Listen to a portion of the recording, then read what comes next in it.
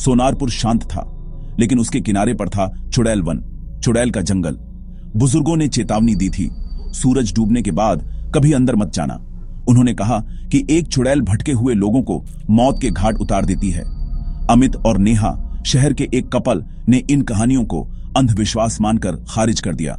उन्होंने जंगल के पास एक कॉटेज किराए पर लिया, शांति की तलाश में। पहले कुछ दिन शानदार थे, साफ हवा, चिड़ियों का गाना, शांति। लेकिन हर शाम जंगल बदल जाता था, परछाइयां लंबी हो जाती, फुसफुसाहट बढ़ने लगती। गांव वाले जंगल से अजीब रोशनी और डरावनी धुनें आने की बात करते थे। अमित और नेहा ने चेतावनियों को हंसी में उड़ा दिया, उन्हें सिर्फ कहानियां समझा। लेकिन जैसे जैसे शाम ढली, जंगल देखने लगा। मिथक और हकीकत के बीच की रेखा धुंधली हो गई। कपल यह जानने वाला था कि कुछ किंवदंतियां चेतावनी होती हैं, कल्पना नहीं। जंगल इंतजार कर रहा था, खामोश और धैर्यवान।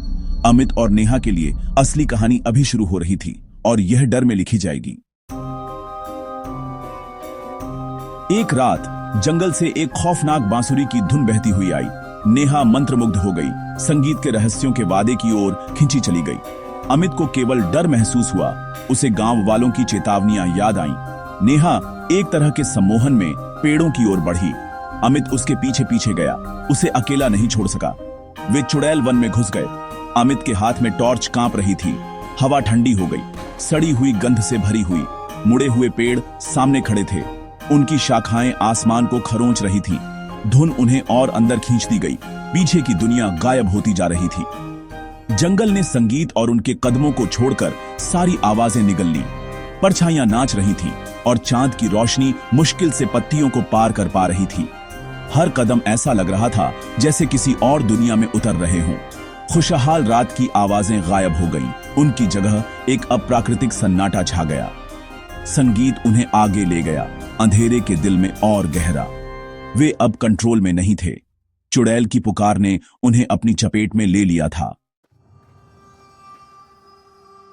उनके पीछे रास्ता गायब हो गया, संगीत रुक गया। एक खुले स्थान में एक महिला फटे हुए काले कपड़ों में खड़ी थी। बाल उसका चेहरा छुपा रहे थे।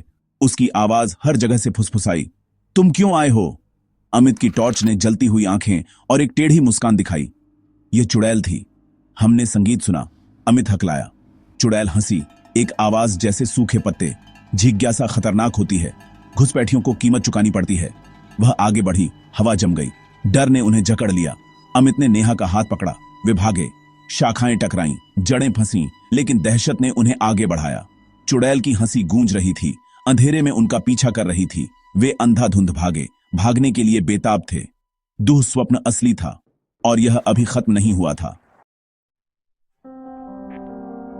भागते हुए उन्हें अंधेरे में एक ढहता हुआ हवेली दिखा।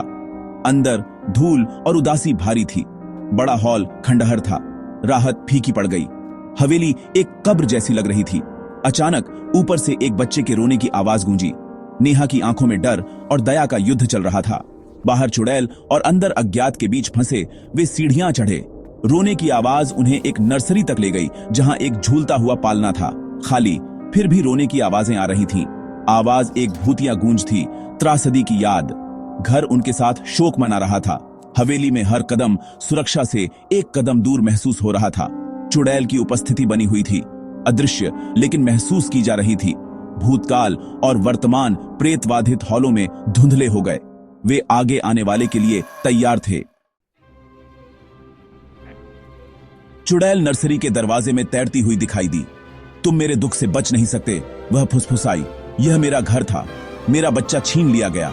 अब तुम यहीं रहोगे, हमेशा के लिए। अमित हताश होकर अपने फोन पर एक धार्मिक मंत्र बजाया। चुड़ैल चीखी, पीछे हट गई। नेहा ने एक पुरानी किताब पकड़ी, उसकी शक्ति को महसूस करते हुए, और उसे जला दिया। चुड़ैल चीखी, उसकी यादें, उसकी शक्ति जल रही थी। जैसे ही किताब राख में बदली, चुड़ैल धुएं में घुल गई, श्राप के साथ गायब हो गई। बच्चे का रोना बंद हो गया, शांति लौट आई। खिड़कियों से सुबह की रोशनी आई। अमित और नेहा कांपते हुए लेकिन जीवित हवेली और जंगल से भागे। उन्होंने सोनारपुर छोड़ दिया, हमेशा के लिए बदल गए। कुछ किंवदंतियां उन्होंने सीखा सच होती हैं, और कुछ चेतावनियों को कभी नजरअंदाज नहीं करना चाहिए। क्या आप किसी और प्रेतवाधिक जगह का पता लगाने की हिम्मत करेंगे? हमें बताएं।